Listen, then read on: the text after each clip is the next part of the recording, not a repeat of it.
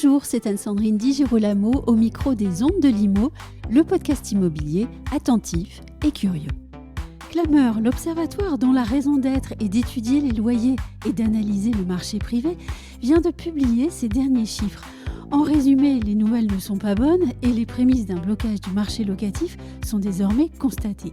Sombre est donc la situation du marché de la location en France, car mis à part les loyers qui augmentent peu ou presque pas en fonction des territoires, le rouge est de mise à peu près sur tous les fronts et notamment sur l'offre et la rentabilité locative. Pour commenter cette étude, j'ai invité Jean-Michel Camison, président de Clameur, un professionnel très intéressant aux propos nuancés et précis. Jean-Michel Camison, bonjour. Bonjour. Si je vous dis que le marché locatif français est mal en point, est-ce que vous me répondez que c'est un euphémisme ou une lapalissade ? Je dirais plutôt un euphémisme. Pourquoi ? Parce qu'il est réellement mal en point et que une lapalissade, c'est quelque chose qui revient en fait. Oui. C'est-à-dire que à chaque fois qu'on parle d'immobilier, il y a un problème, il y a une crise. Et puis c'est banal. Oui, c'est banal, exactement. Oui. Là, je pense qu'on est arrivé à un point où c'est vraiment un euphémisme, c'est-à-dire un doux euphémisme. Oui. C'est-à-dire que quand on dit le marché locatif est en panne, c'est plus que vrai. Voilà, donc pour ça, je pense que c'est plutôt un euphémisme qu'une lapalissade. Alors, l'étude de Clameur, qui est parue en mars 2023 et que vous venez de publier, confirme une information, à mon sens, très importante et tellement positive en apparence. C'est celle selon laquelle les loyers en France n'augmentent pas ou peu. C'est l'arbre qui cache la forêt, en fait. Oui, parce que dès qu'on communique sur les loyers, en général, on communique sur des quittances plutôt que sur des loyers. Oui. Et donc, c'est ce qu'on a essayé de mettre en avant dans la dernière étude Clameur, c'est de montrer que finalement, les loyers évoluent relativement peu, voire même très peu. Sur les 5 dernières années, 1,3% d'augmentation annuelle en moyenne. Donc c'est vraiment très peu, c'est en dessous de l'inflation et très nettement, on va dire, sur ces derniers mois. Et on a tout fait pour, d'ailleurs. Alors, les mécanismes qui ont été mis en place pour freiner l'évolution des loyers fonctionnent. En particulier l'IRL, l'indice de révision des loyers. À l'été dernier, début d'été dernier, Bruno Le Maire a demandé à la profession de faire un effort, et aux propriétaires surtout, de faire un effort. Et donc l'IRL a été plafonné à 3,5, sachant qu'on savait qu'on allait vers une inflation qui était nettement supérieure, et ça s'est révélé exact, puisqu'on est plutôt aux alentours de 6,5 aujourd'hui. Donc on va dire ce frein naturel, naturel peut-être pas, mais ce frein permet effectivement de contenir l'augmentation des loyers. Et pourtant la question que vous allez me poser juste derrière, c'est l'encadrement des loyers. Alors moi, je ne suis pas favorable à l'encadrement des loyers, je ne l'ai jamais été, même si je peux reconnaître que le mécanisme on va dire, a fonctionné sur des petits bouts du marché, pas sur l'ensemble, globalement, mais que ces effets pervers en fait, sont nettement plus embêtants que le simple fait d'avoir réussi, on va dire, à faire redescendre un petit peu le prix du mètre carré en loyer sur les petites surfaces, et tout particulièrement les studios. Où globalement, effectivement, on peut considérer qu'il y avait abus avec des prix au mètre carré qui étaient vraiment trop élevés. Pour moi, l'encadrement des loyers, son principal défaut, c'est de rebuter l'investisseur, le bailleur privé, et du coup soit de le faire sortir du marché, soit de le faire sortir du marché intermédiaire, où il a l'impression de retrouver une certaine liberté. Mais c'est pas bon. Quand on contraint, on va dire, à des actions, en général, la réaction, elle est soit trop violente, soit pas dans les normes. Et c'est vrai que... Donc l'effet est très délétère. Oui, vous l'avez vu il y a pas longtemps, je crois que c'était vendredi dernier, dans une émission où... c'était une émission qui a l'habitude d'être à charge, on va dire, ne montrait que des exemples de propriétaires, d'ailleurs non intermédiaires, enfin si, il y avait des intermédiaires dedans, qui abusaient, on va dire, du complément de loyer pour avoir un loyer supérieur à ce qu'ils auraient pu faire. Et voilà ce que ça entraîne. Je veux dire, la chose qui me marque depuis maintenant de très nombreuses années dans les actions politiques, c'est que ils ont toujours l'impression qu'en faisant une action, en mettant quelque chose en place, il n'y aura pas de réaction. Enfin, la loi de la nature, c'est action-réaction. Donc, quand vous contraignez trop, au bout d'un moment, les acteurs trouvent des parades. Alors, parfois, c'est des parades qui sont, on va dire, légales, et parfois, c'est des parades qui sont border. Alors, revenons au loyer, puisqu'ils augmentent peu ou prou, très peu en fait. Très peu. Ou alors dans des territoires 1,37 pour 2022, 1,37. Donc c'est effectivement très peu. Il peut y avoir quelques disparités régionales, bien sûr, ce qui est logique. Mais en fait, on se rend compte que quand on met en avant, on va dire, les plus grosses hausses, et en particulier les plus grosses hausses en pourcentage, eh ben, on se rend compte qu'en fait, c'est les loyers les plus bas. Hein. C'est-à-dire qu'on a un effet de seuil, on a un effet de base. C'est sûr que quand on dit, oh là là, Brest flambe, oui, mais on part d'un prix qui est tellement bas, qui était quasiment le plus bas de France. Et effectivement, donc les 10 ou 20 centimes au prix au mètre carré, en pourcentage, ça fait beaucoup. Mais globalement, on va dire qu'on a une grande stabilité des loyers en France. Et pour autant, derrière cet effet de communication très réussi, eh bien, il y a des inquiétudes, notamment sur les charges. Oui. Exactement. C'est-à-dire qu'il faut bien appeler les choses par leur nom. Une quittance de loyer se décompose en 2 lignes, qui est donc le loyer, c'est ce que touche le propriétaire, et on va dire une quote-part de charge pour un locataire. Donc c'est, on va dire, sur la base d'un budget annuel qui est décidé, ou si c'est une copropriété qui est votée en assemblée générale, vous avez donc une quote-part de charge qui est mensualisée et qui permet globalement de payer les charges de l'immeuble, l'ascenseur, la gardienne. Quand c'est du chauffage central, l'énergie, etc. Or, il ne vous a pas échappé que 2022, l'explosion de l'énergie, c'était quelque chose qu'on n'avait jamais vu. Aussi vite, aussi puissant, aussi violent, c'est quelque chose qu'on n'avait jamais vu. Donc ça, forcément, on va le retrouver. Et pour participer à plusieurs tables rondes ou think tanks sur le sujet, les gens, et surtout les politiques, maîtrisent pas bien la temporalité des charges de copropriété. Oui. Ce qui est fou d'ailleurs, puisque finalement... ils sont probablement... Alors, soit ils sont locataires et effectivement, ils ne le voient pas, mais enfin, une fois par an, ils ont quand même une régule de charge, comme on dit. Hein. Mais c'est vrai qu'ils le maîtrisent pas bien. Et donc, on va dire, on peut aujourd'hui se satisfaire effectivement d'une hausse, voire même d'une hausse des charges qui est assez limitée. Mais pour moi, l'analyse qu'on fait, c'est qu'en fait, le problème, il est devant nous, il n'est pas derrière nous. Et ça, je pense qu'aujourd'hui, le gouvernement en a conscience, puisqu'en fait, on fait le point une fois par an. Le budget est voté une fois par an. Et puis ensuite, on laisse glisser donc cette année, avec des appels de charges qui sont basés sur ce budget qui a été voté. Et qui ensuite se retrouve, on va dire, dans la quittance de loyer du locataire au travers des appels de charges. Et une fois par an, on fait le point. Est-ce qu'on est dans le budget ? Oui, tant mieux. Est-ce qu'on avait été un petit peu pessimiste et du coup, il y a un petit reste à charge et donc il y a un appel complémentaire ? Ou est-ce qu'on avait été optimiste ? Il m'est arrivé de rembourser, on va dire, une quote-part de charge parce qu'on avait appelé un tout petit peu plus. Mais en général, on se rend compte que dans une période classique, les appels de charge sont vraiment très bien faits. Et on va dire c'est des petits pouillèmes qu'on demande ou qu'on enlève. Là, je pense que ça va être plus compliqué parce que forcément, on ne pouvait pas s'attendre à une telle explosion de l'énergie et tout particulièrement du gaz. Or, le gaz est l'énergie, on va dire, la plus répandue dans l'habitation. Alors, c'est archi vrai dans le monde HLM, dans le monde du social. C'est des constructions qui datent en général des années 60-70. Effectivement, le gaz était propre, peu cher. Et donc, beaucoup d'immeubles sociaux ont été équipés de chaudières à gaz. Et ça leur pose évidemment un problème de charge énorme en ce moment. Mais dans le parc privé, c'est quasiment la même chose. On retrouve du gaz, du fioul et de l'électricité de plus en plus, évidemment. Hein. Dans la construction neuve aujourd'hui, on sait essentiellement, on va dire, de l'électricité, soit individuelle, soit au travers de pompes à chaleur. Donc, cette explosion du prix du gaz... Alors les causes, on les connaît, hein, c'est l'Ukraine principalement, vont se retrouver dans les charges des locataires, on va dire, à la clôture des comptes 2022, qui va s'opérer entre mars et juin. Voilà. Et donc, comme vous avez dit, dans une période classique, eh bien, bon an, mal an, ça se fait, mais là, on n'est pas dans une période tout à fait classique.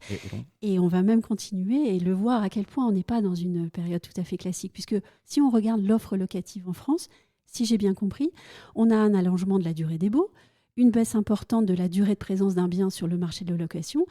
En bref, si j'ai bien compris, le marché locatif ancien est tout rouge. Oui, et il est au rouge. Alors, les indicateurs que vous avez cités, c'est-à-dire le taux de vacances, c'est la rotation du parc. Oui. Il est très important de comprendre que dans le mécanisme du parc locatif, il y a 2 éléments qui sont contributeurs de sa bonne santé. Le volume, donc le parc, on va dire, le nombre d'appartements qui est alloué, en valeur absolue. Et après, vous avez la rotation. Et en fait, le flux est quasiment plus important que le stock. Avec un flux régulier, on peut compenser une baisse de stock ou un stock pas assez costauds. Quand on n'a plus de flux, là, par contre, ça grippe la machine. Et c'est clairement ce qu'on voit aujourd'hui au travers des 2 indices que vous avez cités, hein, c'est-à-dire le taux de vacances qui diminue. Oui. On voit bien que le temps qu'une annonce reste sur un site devient de plus en plus court, avec des écarts qui sont importants. Je veux dire, en quelques années, on a perdu 6-10 jours. Donc, c'est vraiment quelque chose d'important. Et ça montre bien que le marché est pénurique. C'est-à-dire que dès qu'on met un bien sur le marché, il part vite. Avant, il y avait peut-être un petit peu plus de choix. Donc, le temps de choix était plus important. Là, on voit bien qu'on saute sur l'occasion parce que le marché est extrêmement pénurique. Donc, ces 2 indicateurs montrent que le marché locatif privé est en train de se gripper. Et ça n'est pas un épiphénomène. Alors, non. C'est quelque chose qui s'aggrave d'année en année. C'est ça. Si on pouvait penser que c'est, prenons un bouc émissaire facile qui est donc la guerre en Ukraine ou les relations internationales du moment, on pourrait se dire ok, on va faire le dos rond pendant un petit moment, puis globalement ça va passer. Non. Moi, je me rends compte maintenant depuis, on va dire une vingtaine d'années, que le parc locatif privé est en décroissance douce, mais régulière. On va dire de 1 à 2% par an. Donc ça veut dire qu'aujourd'hui, et depuis 20 ans, globalement, on perd un petit peu d'appartements à louer. Alors, les raisons, la raison principale, hein, c'est un problème de contrainte. On a tellement contraint le propriétaire à encadrer son loyer, à surprotéger un locataire, même indélicat, qu'aujourd'hui, certains propriétaires se disent, ça vaut plus le coup. Jette l'éponge, je vais vendre, le marché est plutôt bon à la vente, enfin en tous les cas il l'était l'année dernière, il est en train de se crisper lui aussi, donc voilà, je sors du jeu. Et ça on le constate effectivement chaque année. Un effet pervers pour les propriétaires bailleurs qui conservent le bien, ça a été de se décaler, c'est-à-dire qu'on est sur un parc pérenne, hein. Le parc pérenne c'est celui qui loge tout le monde, hein, qui loge les Français globalement. L'accumulation de contraintes a fait que le propriétaire a décidé d'aller voir si l'herbe était plus verte à côté, et à côté, c'est le meublé.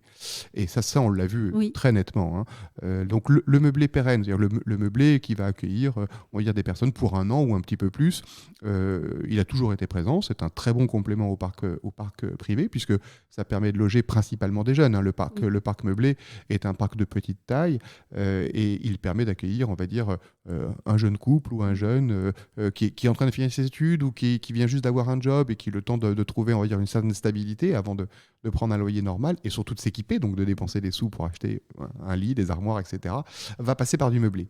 Mais là où on a vu l'effet pervers, c'est évidemment le glissement de ce parc meublé vers le meublé touristique, qu'on appelle tous Airbnb. Mais enfin, il y a des tas d'acteurs, hein. Airbnb n'est pas le seul, même si c'est un acteur qu'on a beaucoup vu. Et ça, c'est problématique. Pourquoi ? Parce que ça, ce sont des appartements qui sortent, on va dire, du rôle qui est le leur, qui est de loger les Français. Là, ça loge du touriste, hein, clairement. Donc avec des nuitées courtes, des prix, on va dire, qui sont fort peu contrôlés. Et ça, on l'a vu, c'est une partie du parc qui manque au parc pérenne. Pourquoi ? Vous allez me dire, mais pourquoi le meublé c'est compliqué, on a plus de gens. Oui, alors, on a plus de rotation, c'est vrai. Mais le meublé, fiscalement, est plus intéressant puisqu'on peut l'amortir. Hein, on peut être au microfoncier ou l'amortir. C'est ce qu'on réclame de nos voeux, d'ailleurs, pour le parc pérenne, mais on en parlera plus tard. Le meublé touristique, il suffit d'aller sur les sites d'annonces, Airbnb ou autres, pour voir quel est le montant de la nuitée. Hein. On est globalement pour des petites surfaces entre 40 et 50 mètres carrés ou 30 et 40 mètres carrés. On est sur 100 € la nuit. C'est trop élevé. Ah bah oui, non mais 100 € la nuit, vous imaginez sur 30 jours ce que ça fait. Sans parler de la concurrence déloyale au secteur hôtelier. Alors oui, les hôteliers se sont plaints, à un moment donné, on les a entendus. À un moment donné, on peut pas laisser faire tout. C'est vrai qu'on est dans une période où on a vu arriver les réseaux sociaux, la désintermédiation avec Uber, etc. Si on lève un petit peu la tête, on se rend compte que Uber, ça a très bien marché au début. Puis il y a eu quand même un coup de mou, hein, avec une qualité qui s'est fortement dégradée.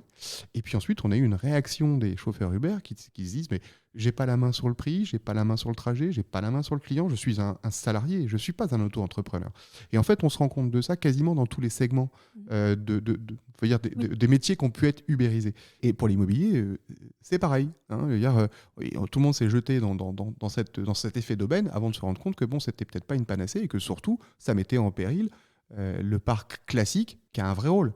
Moi, je considère aujourd'hui, et c'est en ça où on peut avoir quelques différences d'opinion avec le politique. Moi, je considère qu'aujourd'hui, le propriétaire bailleur, contrairement à ce que dit M. Macron, n'est pas un rentier, mais un acteur économique. Un acteur économique qui a un rôle social et sociétal. Voilà.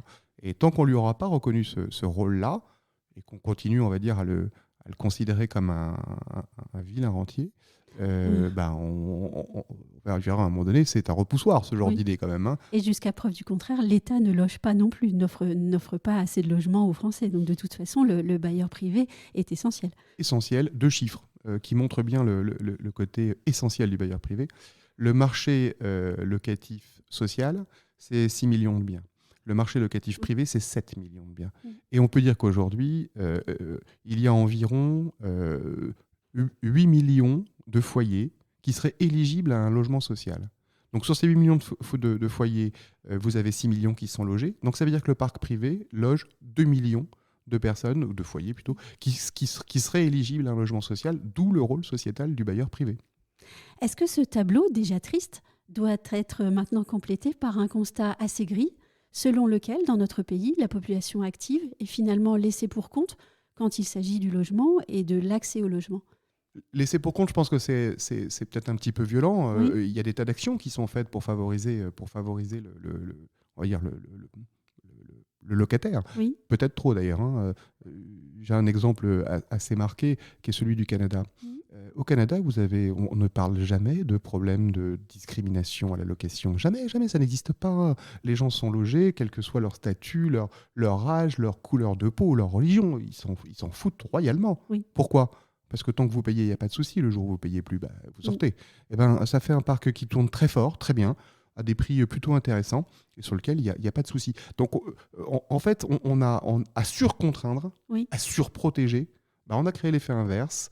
Et aujourd'hui, on s'en rend compte. Cet effet inverse est arrivé quasiment au bout de son cycle. C'est-à-dire qu'on a un parc qui décroît, des propriétaires qui ne veulent plus louer, et des locataires qui subissent, on va dire, cette pénurie. Alors, qui dit pénurie, dit des prix qui peuvent augmenter ou des acteurs qui sortent un petit peu des lignes que le gouvernement peut fixer. Alors, je me suis peut-être mal exprimée quand je parlais de la population active finalement laissée pour compte. Je pensais aussi au manque de relations intergénérationnelles sur le logement, puisque avant, on avait les plus anciens qui étaient capables d'aider les plus jeunes. C'est en train de disparaître et en même temps, on voit que par exemple, dans votre étude, certains mouvements de population, notamment sur les littoraux, commencent à montrer une compétition intergénérationnelle. Ah, tout à fait. Là où vous avez parfaitement raison, c'est que le modèle familial tel qu'on l'a connu, probablement dans les années, on va dire, après-guerre, est en train de... Enfin, non, il a changé. Oui, complètement. Il a complètement changé. Et que le soutien que les seniors, les anciens pouvaient donner aux jeunes, c'est vachement distendu, mais l'inverse est vrai aussi. Oui. C'est-à-dire qu'aujourd'hui... Paupérisation dans les deux sens. Dans les deux sens, des deux côtés. Vous avez raison, l'étude Clameur montre quelque chose qu'on avait jusqu'à présent pas étudié. On mettait, on va dire, la difficulté de se loger sur le littoral plutôt, on va dire, sur le meublé, et en particulier le meublé touristique, en disant Airbnb nous prend tellement de surface que globalement, on n'arrive plus à loger les locaux. C'est en partie vrai, mais je ne pense pas que ça soit la raison principale. La raison principale, c'est que le littoral est attractif et que par conséquent, on va dire, des retraités vont quitter les zones urbaines, trop chères, peut-être pas suffisamment sécurisées, pour aller vers le littoral, pour, on va dire, prendre une retraite bien méritée. Oui. Et c'est vrai que du coup, ils arrivent avec un pouvoir d'achat qui est supérieur aux locaux. Et là, il y a une compétition entre l'actif qui doit se loger dans sa région, puisqu'il travaille dans cette région-là, et on va dire le retraité qui vient s'installer dans cette région et qui, du coup, modifie un petit peu le périmètre du parc qui est disponible. On a parlé tout à l'heure de la rentabilité locative très rapidement. Donc, je continue mon tableau de l'étude Clameur. Et puis, cette étude, elle relève quelque chose de pas très sympathique non plus. C'est une contraction très forte de la rentabilité locative. À quoi est-ce qu'elle est due ? Et est-ce que vous pensez que cette tendance-là peut être retournée ? La rentabilité locative dans l'immobilier a toujours été très basse. Oui. C'est pas un secteur extrêmement rentable. Ça c'est vrai de toujours. Mais en fait, vous avez deux vecteurs de rentabilité dans l'investissement immobilier. On va dire la rentabilité sur le logement, sur le loyer. En gros, mon prix d'achat, mon loyer divisé par mon prix d'achat, ça me donne un taux de rentabilité. Et vous avez aussi, en fin de parcours, une rentabilité sur capital. C'est-à-dire, j'ai acheté X, je revends X plus quelque chose, j'ai une rentabilité sur capital. Pendant très longtemps, on va dire que la rentabilité sur capital était ce qui était recherché. Oui. Et donc, en gros, la rentabilité locative permettait de payer ses charges, de faire des travaux d'aménagement, d'amélioration, de rénovation énergétique, ce serait pas mal. Mais globalement, on se dit, bon, mon investissement, finalement, je le concrétiserai à la fin, Oui. lorsque je vendrai. Et puis, c'était assez mirobolant quand même dans Alors l'idée. oui, dans les années C'était affriolant 80-90, même. Oui. où on avait des coefficients de hausse qui étaient énormes, oui, là, c'était carrément, Oui. c'était vachement intéressant. On en est loin, hein. Oui, oui. Ouais, on en est très loin. Aujourd'hui, bon, il y a toujours effectivement une valorisation du bien, s'il est bien entretenu, hein. On a parlé pendant quelques temps de valeur verte. Moi, aujourd'hui, je parle de dévaleur verte, parce que si on ne fait pas les travaux, ben, c'est plutôt en moins qu'en plus qu'on va avoir un effet sur le prix. Donc, cette constante qu'on a connue vraiment pendant très longtemps, même aujourd'hui, elle est en chute libre. Donc, aujourd'hui, on n'a plus de rentabilité quasiment sur le loyer. Pourquoi ? C'est les charges, globalement, hein. Tout coûte plus cher à faire. Donc, une rénovation, des travaux d'entretien, les matériaux coûtent plus cher, la main-d'œuvre spécialisée également. Donc, on va dire qu'on a une part de coûts d'entretien qui augmente, avec un loyer qui augmente peu, on l'a vu. Et donc, on a aujourd'hui globalement une rentabilité sur loyer qui est, à mon sens, négative. Si je rajoute là-dessus l'effet fiscal, et l'effet fiscal avec la taxe foncière, il est énorme. Oui. Bon, je pense que l'idée d'annuler, enfin, ou de faire disparaître la taxe d'habitation, c'est plutôt bien pour ceux qui la payaient, mais la taxe d'habitation était un des moyens premiers des communes pour faire tourner leur commune. Oui. Donc forcément, à un moment donné, ce manque à gagner, même si l'État a dit oui, on compensera, on se rend compte qu'en fait, ça ne compense pas. Mais jamais. Voilà. Qu'est-ce qu'ils font ? Ils ont encore cette taxe d'habitation pour renflouer leur caisse. Et l'exemple parisien, avec une hausse de 50%, il est quand même pas mal. Alors, la taxe d'habitation n'a jamais été très élevée à Paris, hein, mais 50%, Oui. hein, on est quand même très... marquant. Oui, on est quand même très, très au-delà de l'inflation.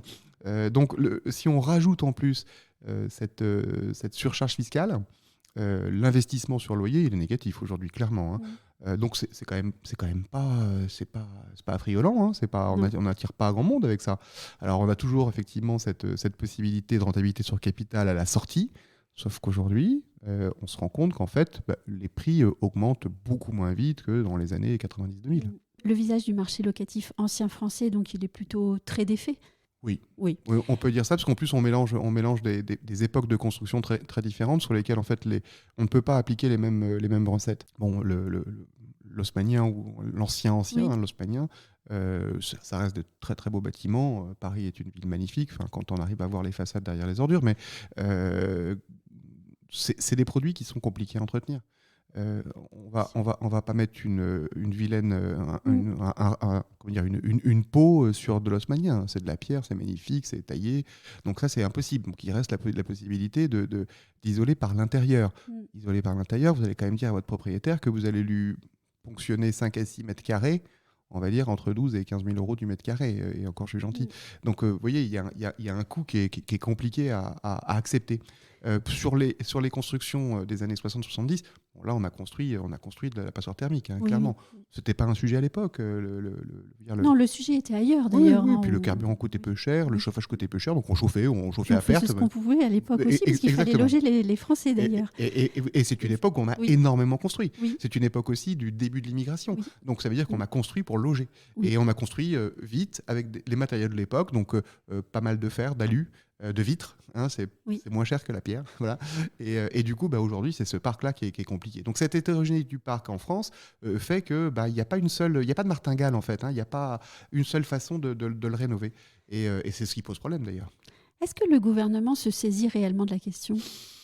Ça, c'est une question difficile. Le gouvernement se saisit de certains sujets, et je pense que ce qui manque, c'est d'une prise de conscience globale. Au bout d'un moment, on va dire, un petit sparadrap sur une jambe de bois, ça sert à rien. Et si on se dit pas, on remet tout à plat et on reconstruit une politique du logement avec les objectifs qu'on s'est fixés, c'est-à-dire rénovation énergétique, accès au parc locatif, on va dire facilité, avec des prix qui peuvent être moins chers, parce on comprend très bien qu'au bout d'un moment, on peut pas continuer à faire grimper les loyers, on va dire, au-delà du raisonnable. Autrement, on n'arrive à loger personne. Donc, il y a à mon avis, une façon de voir qui est d'arrêter le saupoudrage. Si vous voulez qu'on rentre un petit peu dans le détail de ce que globalement aujourd'hui les professionnels soit de l'association Plurion, soit même des syndicats, FNAIM, Munis, SNPI, sont en train d'essayer de construire et de proposer au gouvernement, c'est vraiment un changement de paradigme. Si on fait un petit focus sur le neuf, qui est un élément hyper important évidemment de l'économie de l'immobilier, le neuf il a mal en ce moment. Je veux dire, on a du mal à trouver du foncier, donc on a du mal à construire, donc on a un problème d'offre, mais aujourd'hui on a aussi un problème de demande. C'est rarissime en général, quand on a un problème d'offre, la demande est très forte et on va dire les prix augmentent. Là on a les deux. Alors pourquoi les deux ? Un, effectivement on manque de foncier. Deux, la période qu'on traverse est extrêmement inflationniste et du coup ça renchérit les coûts de construction au-delà du raisonnable. Et de l'autre côté, les acquéreurs, ils ont besoin... Perte de confiance, oui. Alors, perte de confiance, difficulté d'accès au crédit. Les taux d'intérêt qui augmentent, c'est un frein au crédit. C'est vrai que pendant des années, on a vécu avec un argent gratuit quasiment, avec presque des taux d'intérêt qui étaient très très bas. Ce qui était problématique aussi, on n'a pas voulu voir les conséquences. Tout à fait, d'autres problèmes. Là, on revient sur des... on est à quoi 3,5, 4, c'est ça ? Ce qui n'est pas non plus complètement encore fou. Non, je me souviens de mes parents dans les années 70 qui empruntaient à 10. Oui. Et on avait... Ils étaient heureux de pouvoir le faire. Oui, et puis globalement, comme l'activité économique était bonne, on retrouvait un ratio qui était favorable. Donc aujourd'hui, dans le neuf, on a ce problème-là, offre et demande problématique. Oui. Alors, qu'est-ce qui a tiré, on va dire, en tous les cas pour alimenter le parc locatif, qu'est-ce qui a tiré la promotion vers le parc locatif ? C'est le Pinel. Non, c'est toutes les niches fiscales qui ont été mises en place, on va dire, ces 30 dernières années. Donc on a connu le Pinel qui a plutôt été tous les ministres. Oui. Je pense qu'il y a une certaine fierté pour un ministre à laisser dans l'histoire, on va dire, un véhicule d'investissement défiscalisé, ou tout moins avec une fiscalité avantageuse, de laisser son nom. Donc, et à 20 ans plus tard, la trace n'est pas positive en fait, de cette politique de petit à petit et de pas à pas et de bricolage fiscal en fait, si je peux dire les choses ainsi. C'est ça, la niche fiscale. Et à force d'enquiller des niches, la niche, elle est devenue trop petite pour le chien. Donc, oui, notre idée, c'est d'arrêter les niches fiscales et de revenir, on va dire, à un système pérenne. Oui. Nous, on pense que l'amortissement peut être un bon système. D'ailleurs, un des premiers, suite à une très grande crise, c'était les années 90, 80-90, on va dire, c'est Périsol. Oui. Monsieur Périsol, qu'est-ce qu'il a fait ? Il a fait un véhicule d'investissement qui s'est appelé l'amortissement Périsol. Oui. Donc on n'a rien inventé en parlant d'amortissement aujourd'hui. Et en fait, de manière, on va dire, un petit peu plus simple, toutes les niches fiscales qu'on a vues depuis ce temps-là sont en fait une sorte d'amortissement, on va dire, déguisé. Vous pouvez déduire de vos revenus 2% de la valeur du bien que vous avez acheté.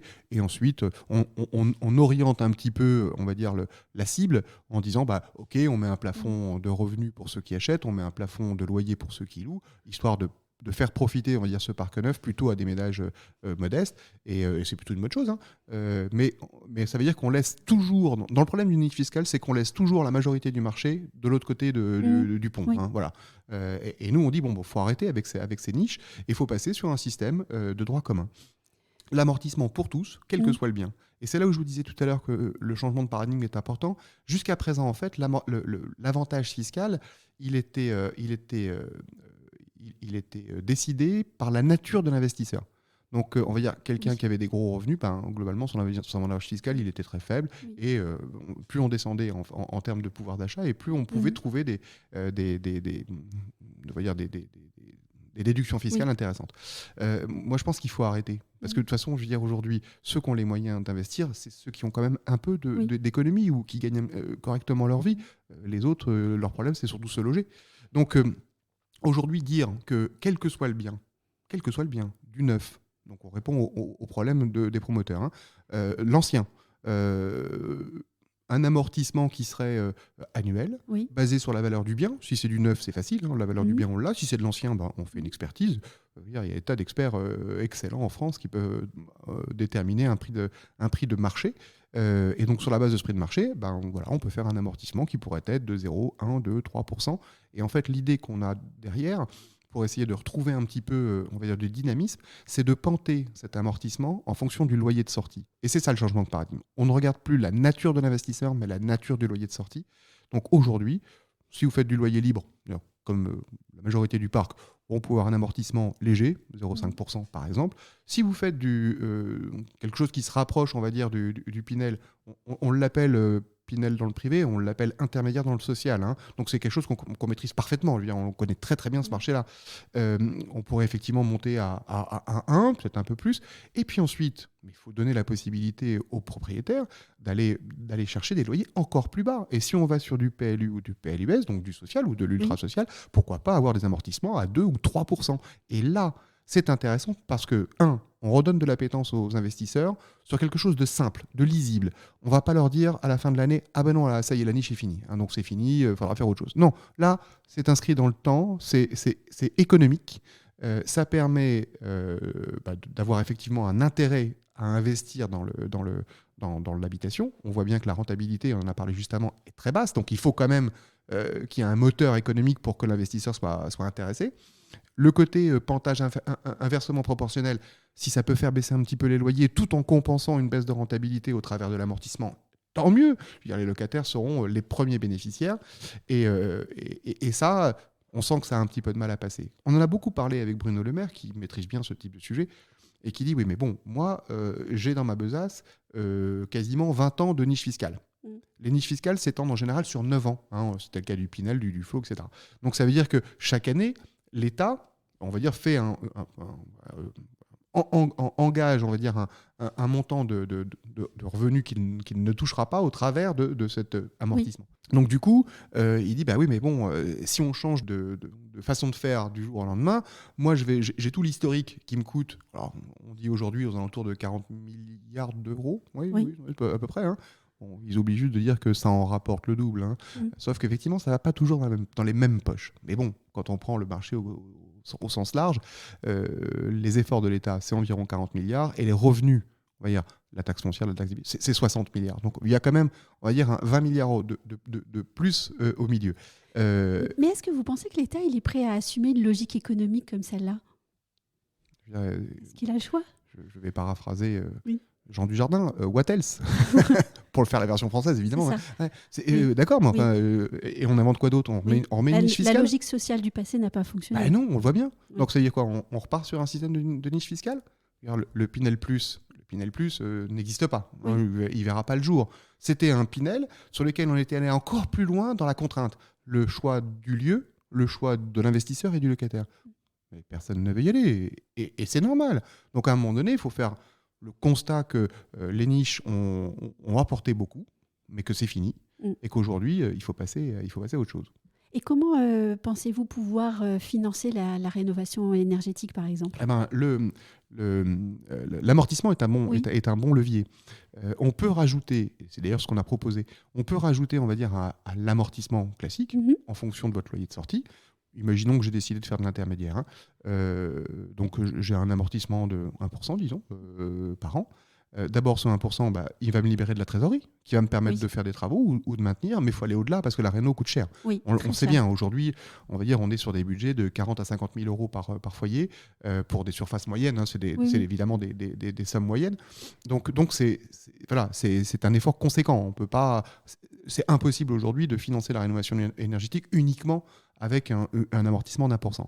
Mais l'idée, c'est de dire, pourquoi pas créer un suramortissement en fonction de la valeur verte de votre bien. Donc si vous investissez dans l'innovation, alors à nous et aux banques aussi, hein, de trouver les bons systèmes pour financer le reste à charge, parce que ça, c'est le problème du moment. Mais là, vous avez, vous rénovez pour quelque chose. Quand vous êtes investisseur, vous rénovez parce que vous savez que vous allez pouvoir soit bénéficier d'un suramortissement, soit peut-être bénéficier d'un loyer un petit peu plus élevé. Je me souviens d'une remarque de Michael Nogal il y a quelques années. Il travaillait sur ces mesures qui n'ont pas vu le jour. et on lui a proposé de dire, mais en fonction de l'étiquette énergétique, donc du DPE, pourquoi pas, on va dire, permettre d'utiliser la valeur du DPE comme un complément de loyer. Ouh là là, la réaction avait été immédiate. On va quand même pas faire payer la rénovation énergétique aux locataires. Pourquoi pas? À partir du moment où c'est gagnant-gagnant. C'est surtout peut-être jouissance du bien, donc peut-être pas si logique que ça. À un moment donné, vous consommez moins d'énergie, vous payez donc moins de factures d'énergie, vous avez un confort qui est accru, hein, vous ne vous baladez pas avec votre anorak à la maison. Est-ce que ça vaut pas 10 ou 20 euros de plus sur votre loyer? Peut-être. Enfin, moi, je pense que oui, personnellement. J'ai une petite dernière question. Au cours de la conférence de presse, vous avez dit « on va dans le mur en klaxonnant ». Donc, vous assumez toujours cette expression-là? Oui, bien sûr, bien sûr. Tous les voyants sont au rouge. Oui. Hein, on voit le Parc Neuf est gravement dans le rouge, et c'est pas moi qui le dis. Hein. Voilà, Pascal Boulanger était ici pour Pascal le dire. Boulanger le dit très bien et le dit de plus en plus. On a déjeuné avec Pascal Boulanger, je crois que c'était l'année dernière ou l'année d'avant. Et cette idée du bailleur privé, qu'il a repris d'ailleurs, hein, on avait échangé, on était allé à Lille, puisque c'est son fief, hein, on avait échangé avec Pluriance, on avait échangé sur le sujet, et donc cette idée... et l'amortissement aussi est un cheval de bataille. Tout à fait, donc c'est des idées qu'on a beaucoup partagées ces 4-5 dernières années, disons plutôt 4, et très bien, parce qu'aujourd'hui on voit effectivement des acteurs importants comme Pascal Boulanger, comme la Fédération des promoteurs immobiliers, raccrocher les wagons sur ce sujet-là. Et on est très content effectivement d'avoir le soutien du neuf. Donc un neuf dans le rouge, de l'ancien dans le rouge, une rénovation qu'on a du mal à boucler. Oui, tous les voyants sont au rouge aujourd'hui. Donc il est temps, à mon avis, d'arrêter de klaxonner. Et on en reparlera très certainement encore de nombreuses fois, parce que ça ne va pas se faire en... Ça peut pas se faire en une fois. Une politique du logement... Alors c'est vrai qu'on n'a pas vraiment eu de politique du logement global depuis une vingtaine d'années. Alors on a eu des politiques qui ont été très tournées sur le social, et c'est très bien. Le social a un rôle crucial. Hein. Il a un rôle, on va dire, sur l'ultra-social pour loger, on va dire, les plus démunis, ou des familles qui rencontrent des problèmes de violence conjugale, et où il faut vraiment... Ce n'est qu'une partie de la question. Mais oui, c'est une partie de la question. Et le problème, c'est que depuis 20 ans, en fait, on ne regarde qu'à chaque fois un sujet. Or, dans l'immobilier, tout est lié. Et là, on s'en rend bien compte. Hein. Là, quand tous les voyants sont au rouge, on s'en rend bien compte que l'effet neuf a une influence sur le parc, puisque c'est 20 à 30 000 logements. Oui, c'est 20 à 30 000 logements qu'on n'a pas. Oui. Et comme globalement, on a un déficit de 400 à 450 000 logements chaque année, les 20 000, on les sent. Et comme on a un parc qui ne tourne plus, on les sent encore plus. Donc tout est lié, tout est chaîné. Et donc la solution, elle ne peut être que globale. Et donc on va continuer à klaxonner. Alors, si on klaxonne pour continuer à essayer d'attirer l'attention, on va dire, de nos politiques, oui, on va continuer à klaxonner, oui. Merci beaucoup, Jean-Michel Camison. Avec plaisir.